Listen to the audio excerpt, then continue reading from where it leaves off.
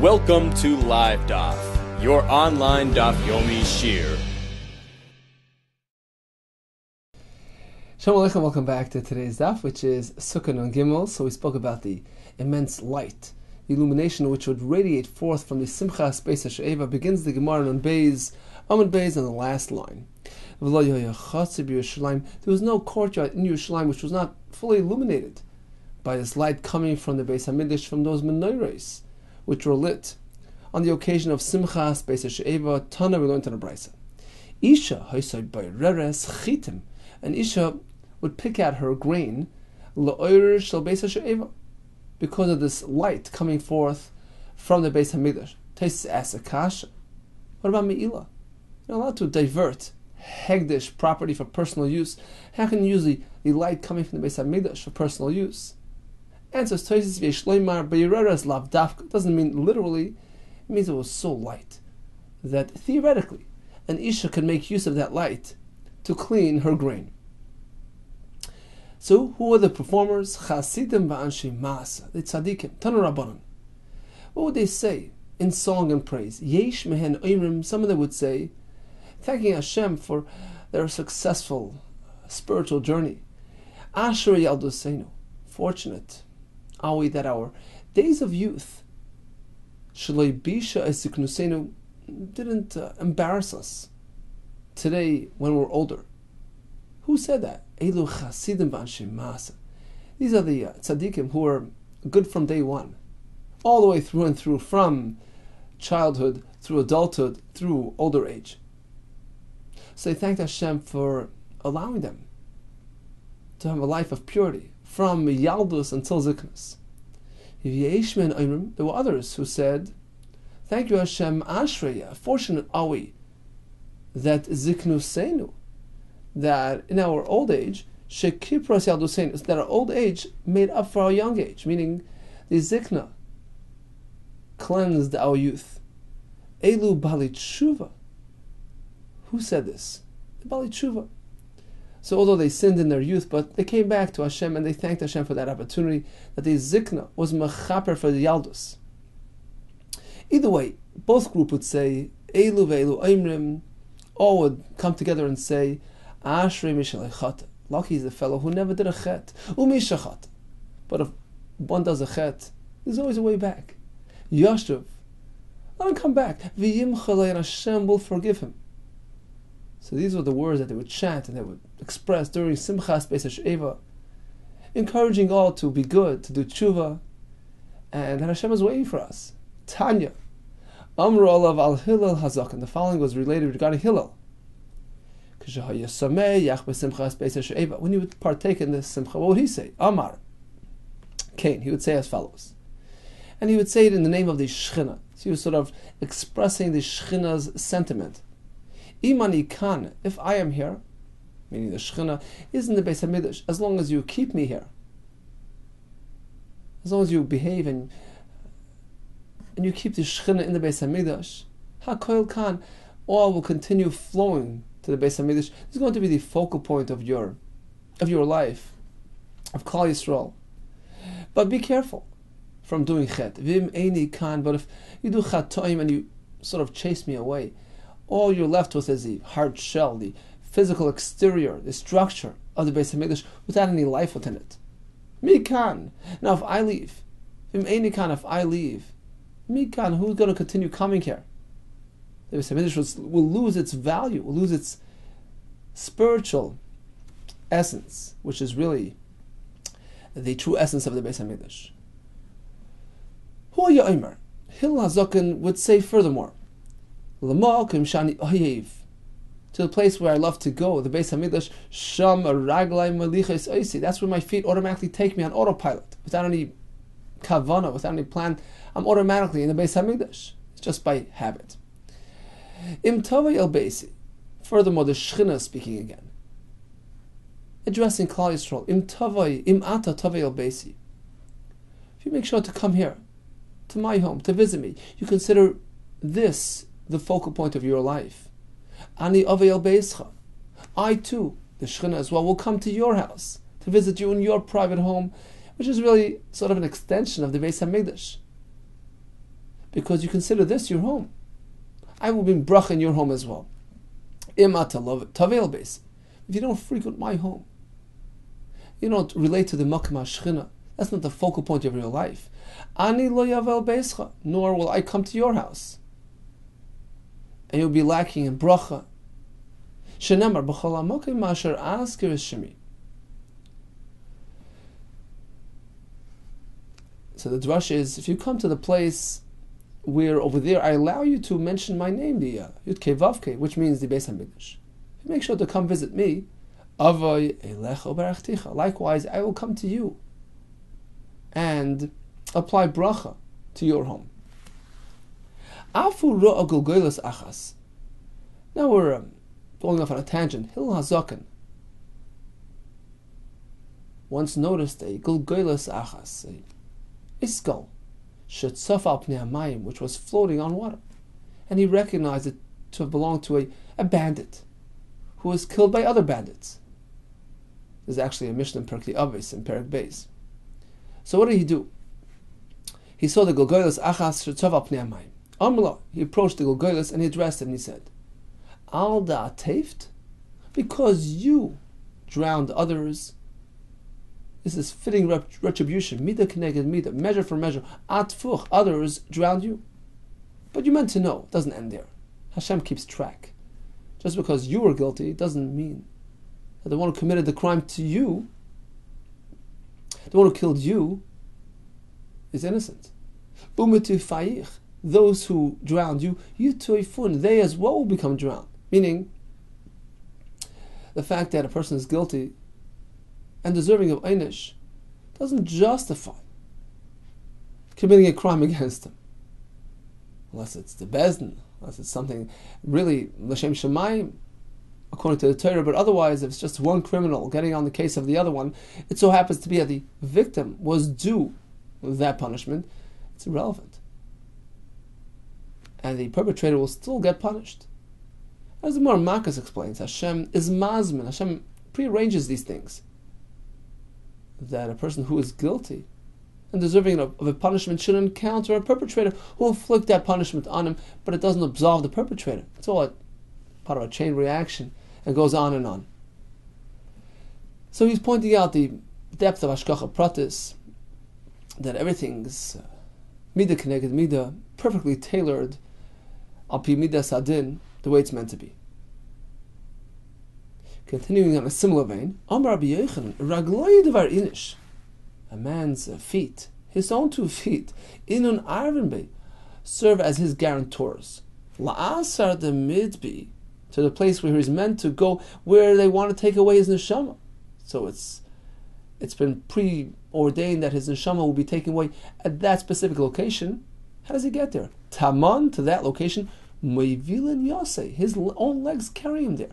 He'll end up exactly who he's meant to be, in order for the Malach HaMavis to retrieve his neshama from that specific location. In fact, there was a story with Hanu Tarti Kushai, these 2 Kushim, Rashi says, Al Shem Shayu Yafim, they were handsome. Kari Luhachi, they're called Kushim, Rashi in Chumash, in Ba'aloischa, by the Eishes Moshe, which is called Kushis. Rashi brings that it's common to refer to a beautiful baby as an ugly child, to avert ayin hara. So sometimes the word kushi can be a substitute for handsomeness. So these 2 handsome people, they were serving before Shlomo HaMelech. Their names were Ali Charav V'Achia, and they were Bnei Shisha, and they were Seifrim, the Shlomo Havu. They were his scribes. It so happens that one day, Chaz Yel Malach HaMavis, Dava Ka'atziv. Shlomo HaMelech noticed the Malach HaMavis was sad. Amar Le Amay Atzivos. So he goes to Malach HaMavis, what's wrong? Why are you so sad today? Amar Le Malach HaMavis responds, the Kabo Minayu, Hani Tartu Kishay, the Asvi Hacha. Because in heaven they're asking me to retrieve the neshama of these 2 fellows who are sitting right here. Now the Marshal explains, Shlomo HaMelech figured that their time to leave the world has not yet come, and he was sort of being over anxious about it, the Malach HaMavis. So Shlomo wanted to get them out of the way, to save them from Malach HaMavis. What did he do? Masrinu l's'irim. Shlomo HaMelech took these 2 fellows and handed them over to the S'irim, the Shadim. He had access to all kinds of powers, Shadim, Mazikim. He was a melech over all powers in the world. So utilize the services of the Seirim or the Shadim, get them out of here. He sent them away to the Luz territory. Rashi brings, based on the Gemara Sota, that Luz is a place where the Malach HaMavis has no access. In fact, as the Gemara elsewhere explains the reason, because in Luz they would only speak emes, never word of falsehood, and Malach HaMavis can't have access to such a town. In fact, there's a story where one newcomer came to town, and suddenly people started dying. And they approached this fellow and said, tell us what you did. What brought about this change of our status, change of events? Suddenly people started dying. So he said, look, I'll tell you, what happened was my wife was washing her hair, and somebody came to the door and asked to speak to her, and I said she's not available, she's not around. So there was some untruth there, and because of that, their immunity was taken away, and suddenly that Malach HaMavis had access to that town. So they chased him out, he left town, and things went back to normal. They were free of Malach HaMavis. So Shlomo HaMelech figured that would be a good place to send these two people to get them out of the Malach HaMavis' range. When they arrived to that town, they arrived right outside that town. They hadn't yet entered that town. Suddenly they died. The next morning, Chazi Malach HaMavis. So the next day, Shlomo HaMelech meets the Malach HaMavis again.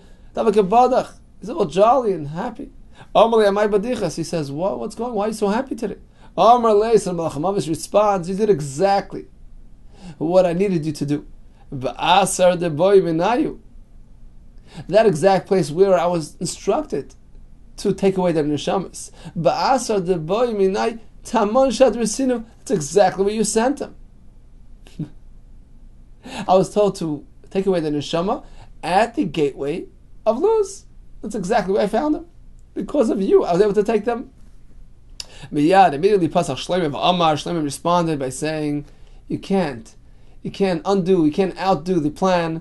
Ragloi debar inish, a man's own 2 feet. They serve as his guarantors. La'ad tarda midbi, the exact place where he's meant to be, where they want to take him from. Tamon Mavilin Yosef, that's where they take him.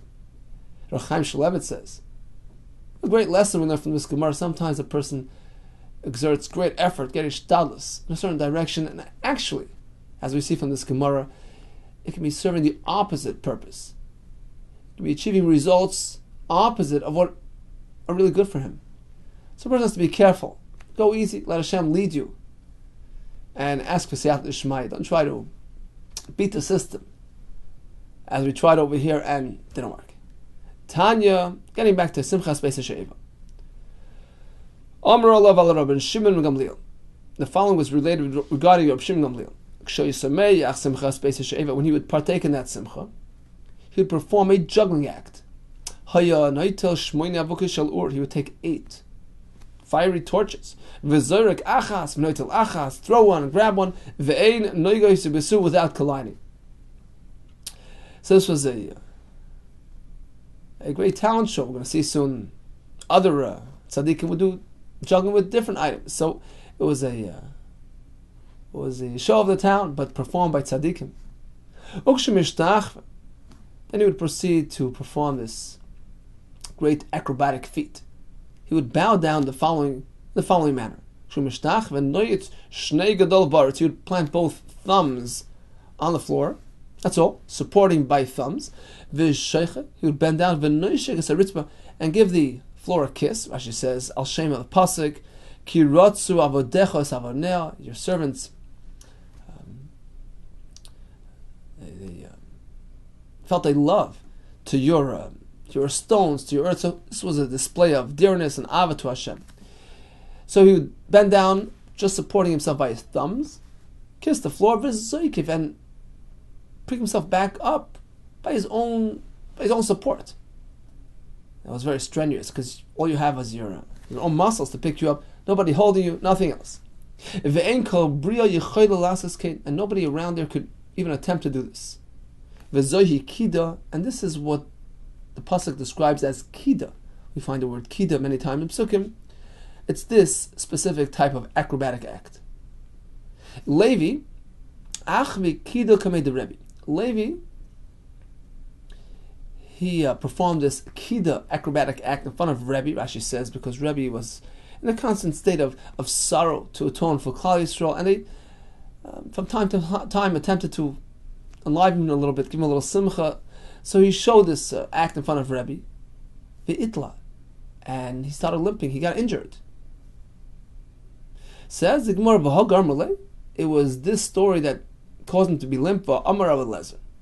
It seems that there was something else that caused this limping. Lezer says, a person should always be careful not to toss disrespectful words towards Hashem. Shari Adam Gadol hitiach dvarim klapi mal. There was a great man who did that. He wasn't really fully respectful to Hashem in his expression. If he itla and he started limping, he got injured. Umanai, who is this person? Levi. So we see that his expression to Hashem brought about this injury, and not the acrobatic act in front of Rebbe. And says the Gemara, Hava Hagarmale, both together brought this about. So his expression to Hashem facilitated this injury later on, meaning he made him susceptible to the injury which he actually experienced when he tried to do this acrobatic act. Levi have a matayil kame Rebbe. Levi would put on a juggling act in front of Rebbe, betamni sakini, using 8 knives. Shmuel kame shvar malka. Shmuel would do this act in front of shvar malka, betamni mazgi, with chamra, with 8 glasses of wine.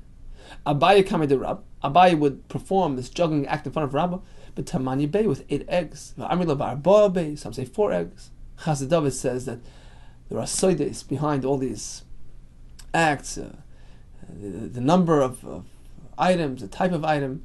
There are soides, api Kabbalah, everything has a meaning. Tanya, Amar Rabbi Yehuda ben Chananya, K'shayinu smeich im simchas beis ha'she'eva. Following was related by Rabbi Yehuda ben Chananya, who was one of the Levim who was actually a choir member in the Beis HaMikdash. He describes the frenzied schedule which they experienced during Chag HaSukkos. During Sukkot, when we had Simchas Beis She'eva, we didn't really experience sleep at all. It was just a marathon of events, day and night. Ketzad, how does this work?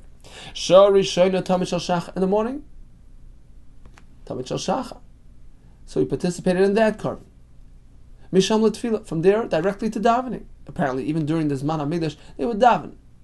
Not the nusach that we have today, but they would daven for the Mikdash's success, for Yisrael's success, etc.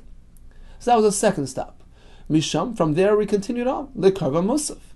From there, Misham L'Tfilas HaMusafim. Misham L'Beis HaMedrash, to learn a little bit. Misham L'Achil U'Shtiyah. From there we went to eat. Misham L'Tfilas HaMincha, back to Mincha. Misham, from there, L'Tamad Shebin Abayim. So the day was over, but now the night schedule began. Mikan ve'ilach l'simchas beis ha'sheva. From there, we continued on to Simchas Beis HaSheva, which went on the entire night until the next morning. It was time to start over again. There was no time to sleep. Can that be so that a person would go on days on end without sleep? Is that physically possible? From Rabbi Yehuda, shvur shlei ishan shleishiyam. Person makes a shvur. I make a shvur. I'm not going to sleep for 3 days. Impossible. Malkin, I say, he gets immediate malchus, because that mere expression is falsehood. It's impossible. You know what? Let him go to sleep right now. There's no need to wait until he needs to sleep. This shvua is impossible to fulfill. It's a shvuas shav. So how can we say they went on for days and days without sleep? Rather, this is what he meant to say. It means to say we didn't really truly experience the true taste of deep sleep. They would just doze off on each other's shoulders. As a kasha, how could they sleep in the Beis HaMikdash without a sukkah? Without sukkahs. So two terutzim I saw. One is that Isaac mitzvah, Batim and mitzvah. They were involved in mitzvah. They were exempt from other mitzvahs. Or some say there was actually a sukkah in the Beis HaMikdash to accommodate these situations. Continues the Gemara.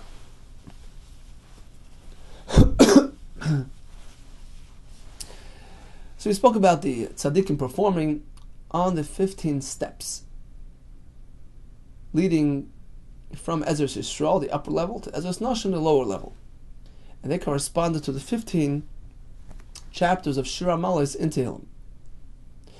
Chamash Tishrei Malos, Amalei Rav Chizda, L'Rahum B'Draban. Rav Chizda turned to this Chacham Dahavakim, Misader Agad Takame. He was an expert in Agad, and he would present Agadas in front of Rav Chizda. So he says to him, Amalei, Shmielach, did you ever hear Pshat, the reason? Hani Chamesh Esrei Shir HaMalis, Kineged Mi Amaram David? Corresponding to what did David HaMelech say those 15 Shir HaMalis in Tehillim? What's the deeper meaning behind it? What was the catalyst to those 15 Shir HaMalis? Amalei the Chacham responded, actually I'll tell you, Hachi Amar Rabbi Yehuda. Rabbi Yehuda said as follows, B'shah shekara David Shitin. When David HaMelech excavated those shisin, those hollow cavities running under the Mizbeach all the way down to the core of the earth, as we had a couple of days ago, Rashi says apparently they filled up with debris, you had to excavate them. Kafa Tahima, suddenly underground waters began to rise. Uboy l'mishtafa alma, and about to flood the world. Amar David Chamash Esrei Shir HaMalis. Immediately, David HaMelech went on to say 50 Shir HaMalis, V'Yoridan, and the water receded. He put it back down where it belonged. So that's how we get 15 Shir HaMalis. Rav Chizda asks him, if that's the reason, if that's the story behind the Shir HaMalis, Chamash Esrei Malis, why are they called Chamash Esrei Malis, which denote elevation and lifting? Yordes Mibayle. Should have been called Shir HaYordes. He said it to get the water down, not up. Amalei, so he responded, or Rav Chizda himself said, Hoylevat Karta. Once we're speaking, you actually jogged my memory. Now I remember the correct pshat. Hachi Itmar, in fact, this is how we learned in the Beis Medrash. This is the story behind the 15 Shir HaMalis. B'shah shekara David Shisin. David HaMelech excavated those Shisin. Kafat Sahima, underground water began to rise. Uboy l'mishtafa alma, was about to flood the world. Amar David declared, Mi'ika diyad, is anybody here that perhaps knows the halacha? How to deal with this? Ishari l'michtav.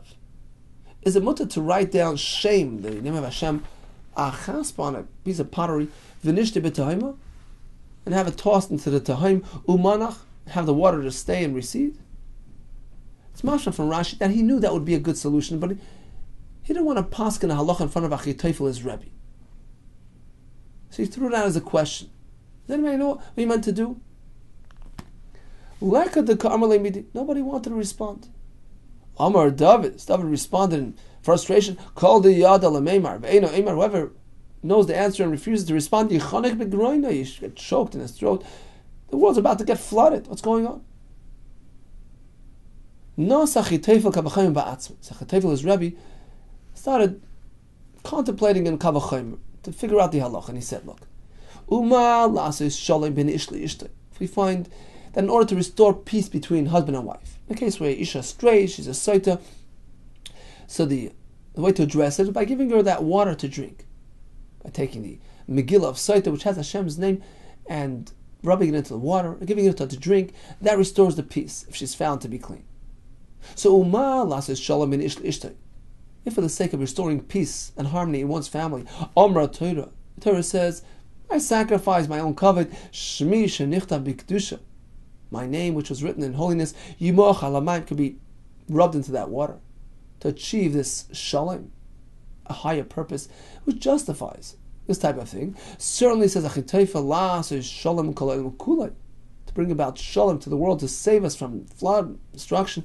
Certainly Hashem wouldn't mind taking the Shem Hashem and using it for this purpose, even if the Shem Hashem will get erased by the gushing waters in this case.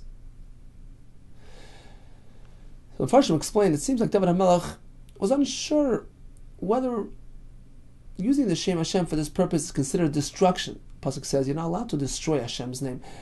Is it called destruction, or perhaps it's for constructive purpose, to save the world? That's not called destruction. That's not Ibud, that's tikkun. That was a shayla. Chatefel concluded that it's mutter. Amarle shari, so he turned to David and he said, it's mutter. You're allowed to do it. Go ahead.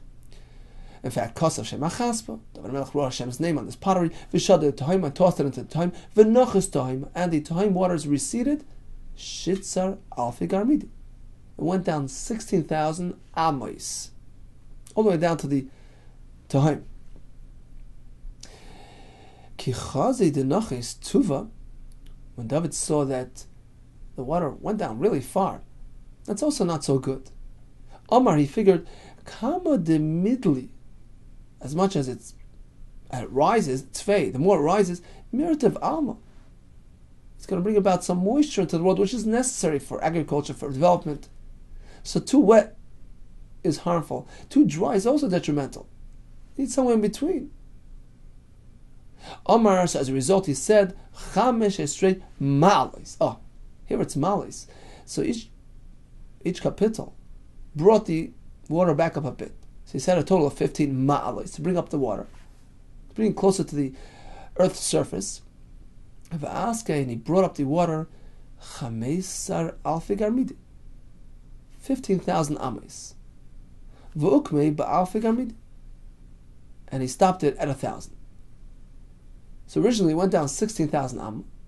Each one of the 15 shir amalis brought the water level up another 1,000 amma, and it stopped at 1,000 below the Earth's surface, which is just fine. It's close enough, but far enough. So now we understand why they're called shir amalis, because they brought about rise in water level. Amar ula shmamina, we can learn from here, sumcha da'ara, the thickness of the Earth's crust, until the Tahim, is alfi garmidi 1,000 am, until we get to the waters of the Tahim, which are situated right there. Really, says the Gemara, v'chazinan, but we see the karinan port, as soon as we dig a bit, v'naf gimai, suddenly water oozes out. Even within a short distance. Amar of Mesharshia, that's not from the Tahim. Hahu, that water is coming misulma de Paras. Paras was this river in Babel, and it was a very high river. And as Rashi explains, that river would run through underground channels and can be found in all the areas surrounding that town, that country, Babel. And even if you're on a mountain, water just gravitates back to its original level. So wherever you are in that area, you can discover water coming from Pras, which is a source for many other rivers, etc. And it's not necessarily Tahim related. Rather, it's river related. Continues the Gemara. So the Kehanim, during Simchas Beis HaShe'eva, would blow their trumpets. They would start on top and then come down the steps. Va'amdu Kehanim b'shar el yeshiyorid. And once they get to step number 10, they blow again. Boy, Rabbi Yirmiyah, what exactly is step number 10? So we have 15 in total. Where is number 10? Are you counting this way? Or are you counting this way? Lamala asiris, when you say they got to step number 10, the nochas chamisha, means they went down 5. V'koya asora, they were standing at next step, which is 10 to go, 10 left. That's called step number 10. Oidilma de nochas asora, or perhaps they went down 10. V'koya chamisha, and they were standing on step number 5, meaning 5 left to the bottom. That's called 10 from the top. Teiku, we're not sure. Tanu Rabbanon, Mimash, Mashenemar, Pneim Kedma. Pasuk says that these individuals in the first Beis HaMikdash were facing Kedma, to the east. And then the Pasuk says, and their backs was towards the Heichal, towards Hashem. Once it says Pneim Kedma, they're facing the east. Eini Yedei Shechareim Al Heichal Hashem. Don't I already know that their backs are facing the Heichal? If their face is facing east, and of course their back is facing the Heichal. Right? They're leaving the Beis HaMikdash towards the east, and their back is towards the Heichal. Eini Yedei Shechareim Al Heichal Hashem. So why does the pasuk have to add that? Their backs were toward the Heichal. Apparently, it was more than just direction. It's indicating that they uncovered their back, their bottom, and they tended to the needs towards Hashem. And there was a grossly disrespectful act exhibited by the individual during Bais Rishon. And now, as we learned in the Mishnah now, and by Sheni, they would seek to contrast their own behavior, which was loyal to Hashem and committed to Hashem, versus what went on during Bayis Rishon when they rebelled in Hashem. So then they rebelled, but now today, Anu lakav l'kainenu, we are to you, Hashem, we're totally devoted and committed to you. Eini, says the Gemara, how can you use a repetitive lashon when addressing Hashem? Anu lakav l'kainenu. It's not meant to do that, because it appears like you're addressing two separate powers. If a person repeats the pasuk Shema twice, it's problematic. It's as though he would say moedim anach loch and again, which sounds like he's thanking two powers. So why would they say it in this manner? Rather, this is what they meant to say. They were expressing two separate sentiments. It's not considered a repetition, because firstly they were saying, in contrast to our forefathers who rebelled in you, and they bowed Kedma to the east towards the sun. And basically what they were saying is, they weren't trying to be boastful, they were just saying, look, we're makabel the din that you meted out on them because unfortunately they weren't loyal to you. So in contrast to their inappropriate behavior, we are committed to you. When we bow to you, we believe in you, we're devoted to you, we're your nation. That's number one. That's anu l'ka. We believe in you, Hashem, only in you. And then they continued,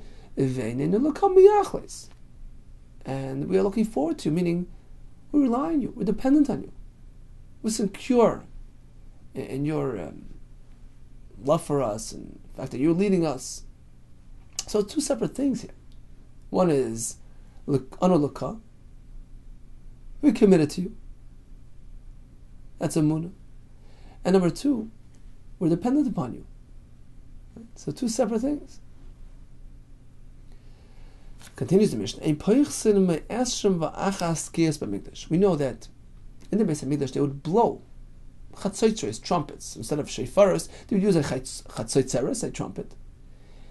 Now there are two aspects to blowing. One is min haTorah, during the shira of a korban, when they would pour the wine, and the Levium would say shira, would say those prakim in Tehillim, like we say at the end of davening. Every day was a different shira during the Akrovas HaKarban, and they would actually pause 3 times during that shira. At each pause, they would blow the chatzotzres. Would be a tkiya, right? A straight sound, a trua, a broken sound, and another tkiya, a straight sound. Tkiya, trua, tkiya. So during the Talmud Shel Shachar, for instance, Talmud Shel Abayim, the Musafin, they would have shira with tkiyas. So each Talmud Shel Shachar would have how many tkiyas?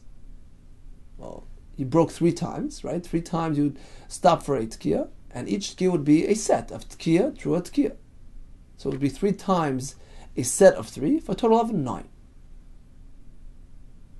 So the tkiya is during Karbanis women at Torah, but in the Rabbanan they added many more tkiyos on account of various occasions, as we're going to see in the Mishnah.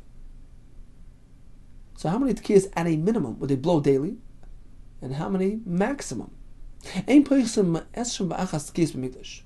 a typical day, there was no less than 21 blows. But no more than 48. So throughout the year, it was a minimum of 21, a maximum of 48. The Mishnah explains. On a daily basis, you had 21 tkiyos. How? 3 blows when they opened the gates of the Azara, which was a signal to the Kehanim, the Levim, Israelim, come take your posts. We're starting the days of Avodah in the Mikdash. So it was a tkiya, a trua, and a tkiya. That's 3. During the Talmud, they had the shira. They took 3 breaks, 3 pauses during the shira. A set of blows per pause for a total of 9. This repeated itself again in the afternoon. So it was 3, 9, and 9 for 21. That's typical. On a day that there was a musaf, another shira, another 9 blows. Uber of Shabbos, and Erev Shabbos they added another 6. to serve as signals. Shalish lahavdalas am malacha. 3 blows to indicate it's time to close up the shop. It's time to cut business for the day. It's almost Shabbos. The shalish, another 3 blows lahavdal ben kodesh lachot, to indicate a differentiation between weekday and Shabbos. From here on in, it's really Shabbos. There's another 6. Erev Shabbos shebetei chachak hoyisham arba mishmayna. If it's Erev Shabbos in the middle of Sukkot, you have Nisach HaMayim with another 12 for Nisach HaMayim, so you get to 48. How do you get to 48? You already had 36. And I have another 12 on account of Nisach HaMayim. How's that? Shalosh lipsicha shar. 3 blows when they open the gates of the Ezra, standard. Shalosh l'shar elyon. Now we're going to have blows which are uniquely on account of Nisach HaMayim. So 3, l'shar elyon. The Kehana would position himself at the upper gateway, coming from the Ezra Yisrael. 3 blows right there. V'shalosh l'shar tachten. And they came all the way down to the Ezra Nashim, and they walked towards the Shara Tachni, Shara Mizrach. They would blow again, so it would be another 1, 2, 3. V'shalosh l'milya mayim. When they came back through the Shara Mayim, another 3 blows. V'shalosh al gabe mizbeach. There were 3 blows when they positioned the Aravis around the Mizbeach. So we have a total of 12, which were uniquely for Sukkot. 3 Shara Elyon, 3 Shara Tachton, 3 Milu Hamayim, and 3 Al Mizbeach. So this is 12 for Sukkot. Teisha l'tamid shel Shachar, 9 during the Tamid shel Shachar. V'teisha l'tamid sheben Abai, another 9 in the afternoon. V'teisha l'musafin, right? There was a musaf because it's Sukkot, although it's Erev Shabbos, but it's Sukkot. There's another 9 for the shir of the musaf, and because it's Erev Shabbos, I have to add those 6 as well. Shalosh lahavdalas am malacha, to indicate that it's time to stop working. V'shalosh lahavdal ben kodesh lachot, to indicate that it's actually Shabbos, starting any second. So how do we get to 48? So we had the standard 21. Right? 3 was psichas sha'arim.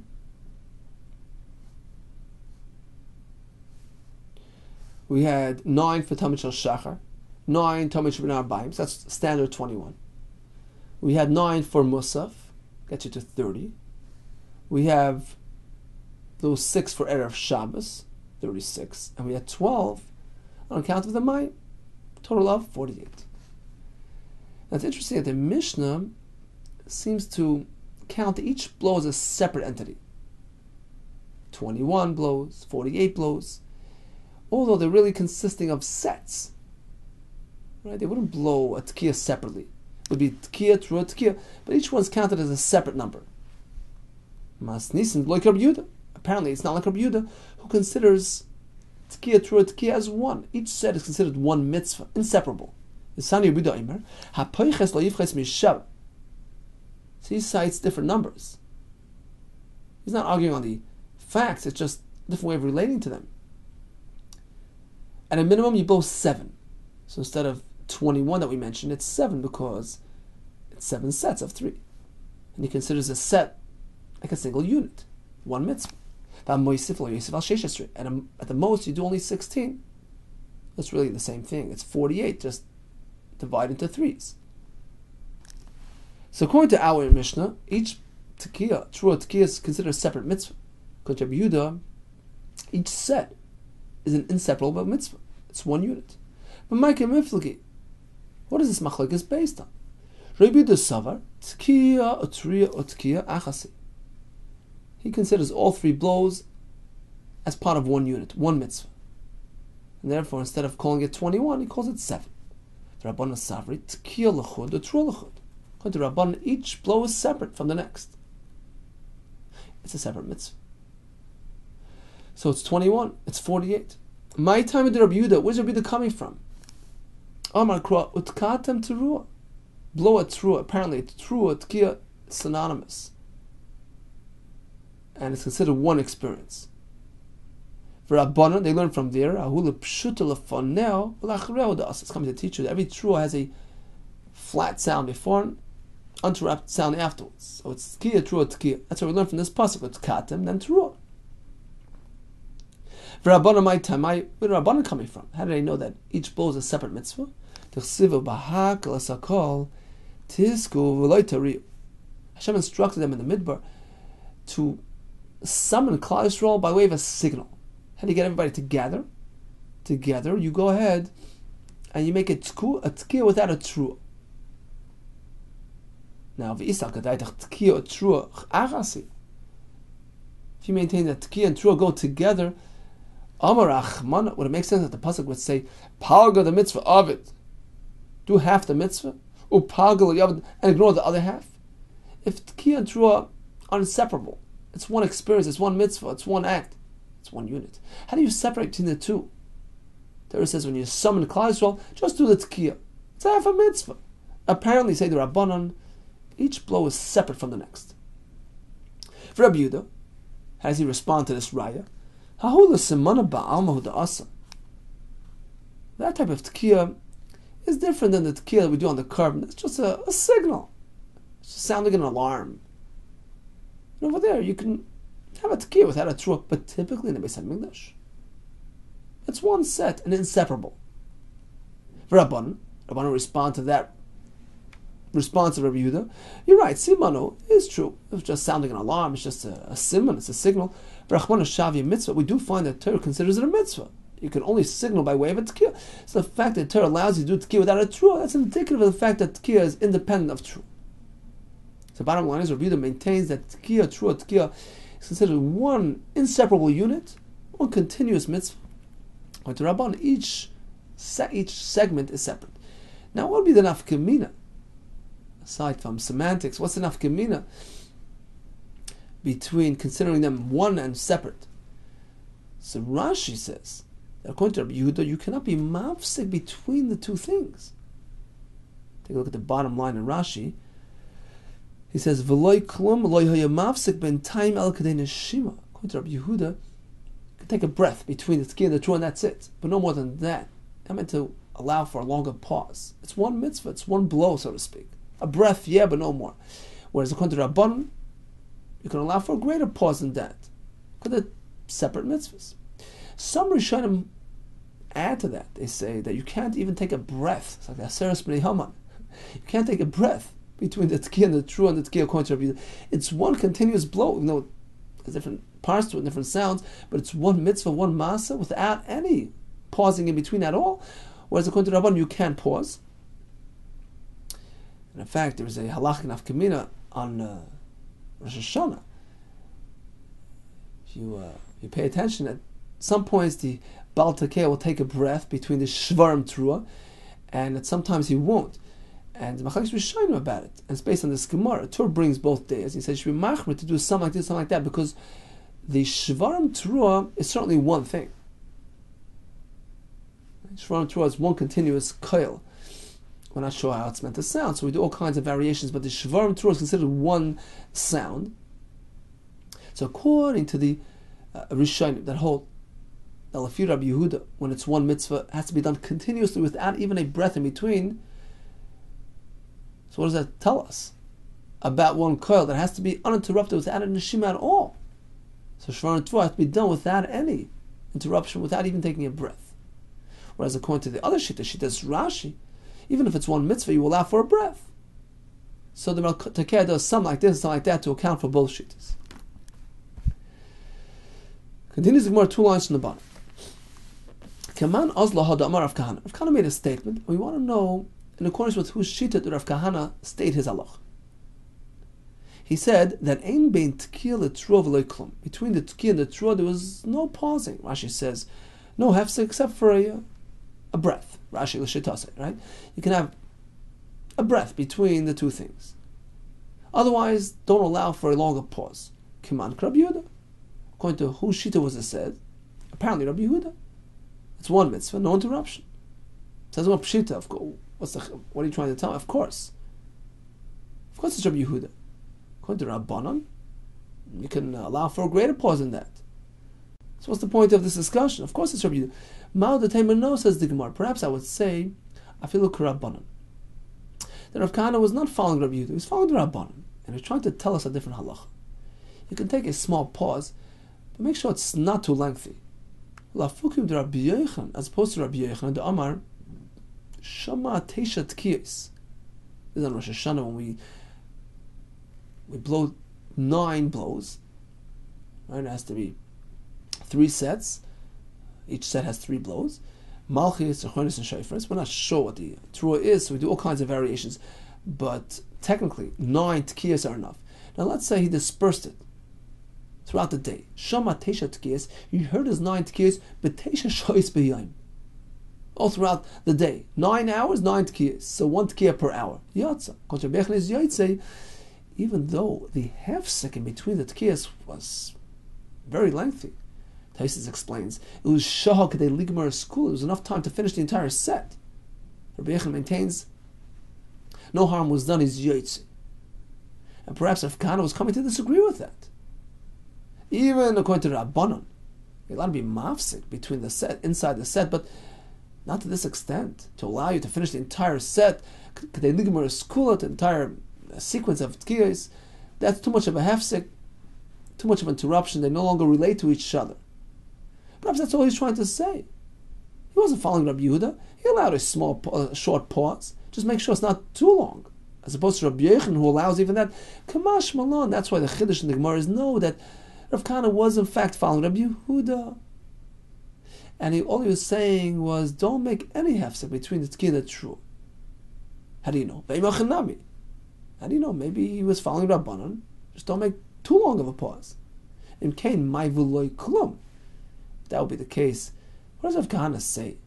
Between Tkiyah and Trua, make sure there's v'loy klum, there's no hefsek at all. That sounds like Rabbi Yehuda type of language. Don't leave any hefsek in between, because he was following Rabbi Yehuda and he holds that Tkiyah, Trua, Tkiyah is one continuous mitzvah and it has to be done continuously.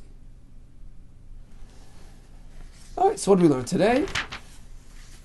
We learned about the tzaddikim and the Baalei Tshuva expressing their thanks and appreciation to Hashem for allowing them to reach that milestone. We learned about Hashem's hashgacha pratis. He runs the world with perfection and everything is predetermined, predestined. We learned about the juggling acts and these acrobatic feats presented by the Chachamim. We learned about David HaMelech and his experience with the floodwaters coming from the Shisin. And we learned about the Tkiyos in the Mikdash, minimum 21, maximum 48. According to Rabbi Yehuda, every set is one mitzvah. According to Rabbanon, every segment is a special mitzvah. Kol tov to you and Hatzlacha.